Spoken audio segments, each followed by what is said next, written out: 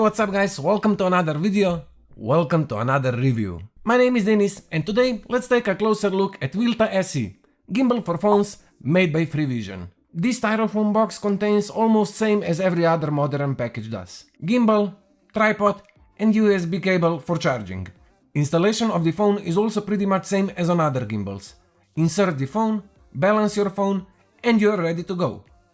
All those are basics, but why is Vilta-SE different from other gimbals? As you can see, you can lock all of the axes, so when you're not using it, the gimbal won't dance around.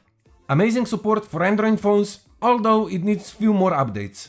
As I'm not iPhone user, I always had a problem to get good gimbal with good application support for Android phones. So everything in this video will be related to smartphones with Android OS. Now let's dig into it. Vilta-SE supports the payload up to 255 grams. And by that, you can load up almost any phone on this gimbal, even with your case on it. You can charge your phone on a go through this USB port if it's necessary. On the front side, we find buttons like power/modes button, settings, capture, joystick, and the last among them is the small wheel. Up till now I haven't seen any gimbal application that have such a great support to Android phones like FVShare. It just works out of the box. On photography side, you can shoot time-lapse and different kinds of panoramas. When I said first app that fully support Android phones, I had panorama in my mind. Back in time when I tested other gimbals for phone, none of the applications worked fine for taking panoramas. But this one just works. Changing to video mode, we get multiple options. Besides time-lapse, we have motion time-lapse and motion lapse. On the other side, you can also set the tracking object mode. That will make gimbal automatically to follow anything that you set to follow. And of course, dollyzoom, aka Vertigo mode. Moving to gimbal options, we have scene mode settings for walking, sport and custom. In custom mode, we can set each axis speed separately. And this is what I love with this gimbal. Follow modes are from all locked to all following. When you turn the gimbal on, it's in semi-follow mode, where tilt and roll axes are locked, but pan is following. Then we continue to follow mode, where tilt and pan follows our movement.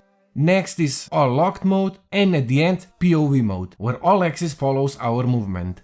In the application settings, we can literally set everything for camera, gimbal and joystick.